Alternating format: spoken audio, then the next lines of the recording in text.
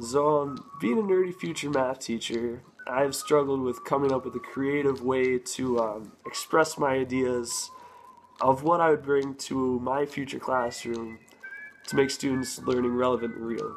You know, I've got all these ideas in my head, but I just couldn't think of a creative way to put them out there, you know? So, me being that future nerdy math teacher, I decided to present my ideas as a mathematical proof. Because that's what math people do. We prove things, you know? So I created my theory. I created a theory of all my ideas, and my theory is called Bob's Theory on Better Learning. You know? It's a pretty self-explanatory name.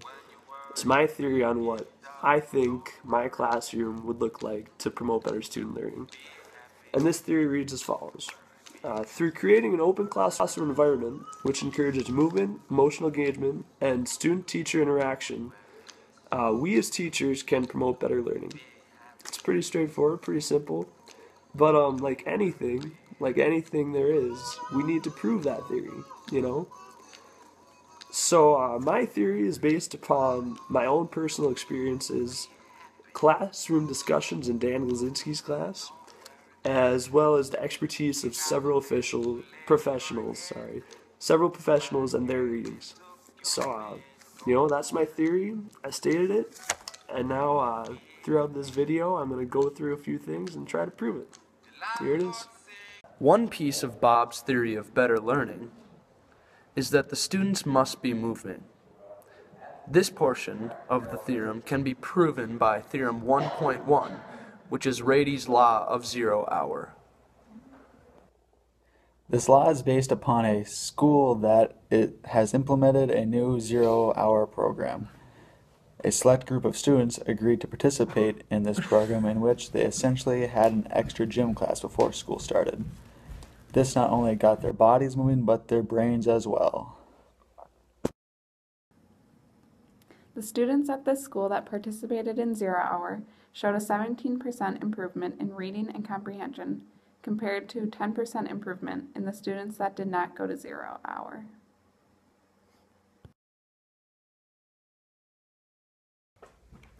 Theorem 1.2, Behavior Shapes Our Brain.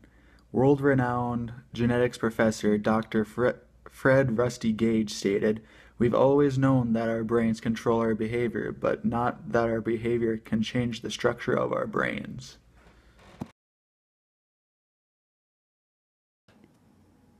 This is demonstrated by the law of neurogenesis, which states that exercising creates neurons. Basically, exercise naturally makes you smarter. So these theorems and laws that I presented to you, they lead up to my first proposition: we can't stop moving. Students just won't benefit whatsoever from just sitting down all day and listening to lectures. And even myself personally, like trying to sit down and work on this project all day, I've just continuously gotten up and been moving myself, you know? As the laws of 0 hour and neurogenesis have taught us, students benefit from learning. We've not only proved that students' grades increase if they move before class, but also that moving literally creates neurons, you know? So clearly, moving benefits student learning. On ways that I can incorporate this in my classroom, in my math class, my future math class, is, you know, either exploration activities, you know, students getting up, moving, learning things on their own, moving from station to station within the classroom, or even if it's just getting up and walking across the class to hand in an assignment. Because any movement is better than no movement, right? And just like Sonny J is telling us, you know, we can't stop moving. Another piece of Bob's theory of better learning is based upon engaging the students. Theorem 2.1 states that if students don't feel connected to what they're learning, the content will be emotionally meaningless to them. Think about it this way. If you've never watched a hockey game in your life before, are you going to care if the Wild win tonight? No. Learning takes place through action, but is driven by emotion.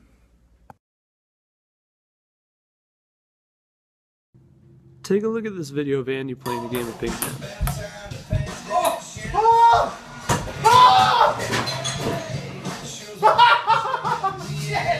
Look how excited he is after he scores a point. Students are full of these positive emotions, but if we forget or try to eliminate these emotions from our classrooms, then our students will miss out on a huge learning opportunity. This leads to Theorem 2.2, which states, if we have emotional connections to a certain memory, then we are more likely to remember it.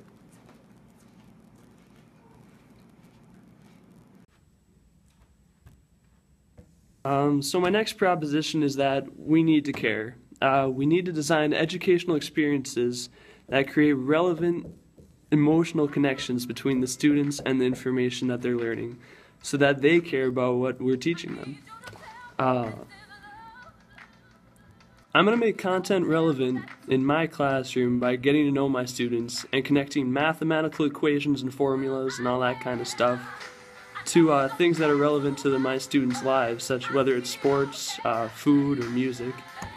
And then I'm going to show them that I care and hopefully get them to care, just like Beyonce cares. A third piece within Bob's theory is that teachers must create an open and friendly learning environment. Theorem 3.1. We need the good and the bad. Students need positive and negative experiences in order to learn because mistakes lead to critical thinking and asking questions.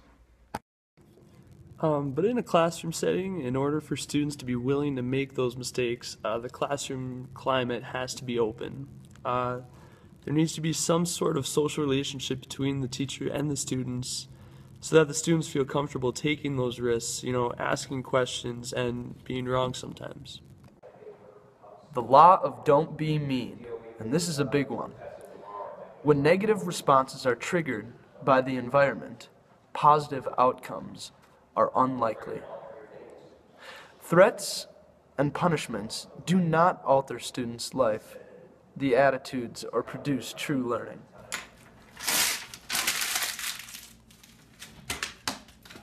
Andy misbehaved in class. Now as a teacher, I could punish Andy. Andy, go to the principal's office.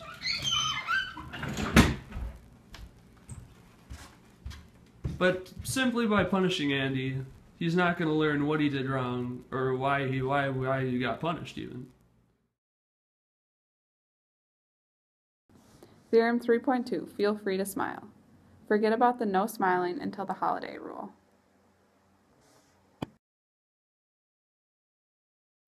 This leads back to the previous proposition based on emotions. The law of emotional tools states, treating emotions as tools rather than enemies should become a primary goal of education.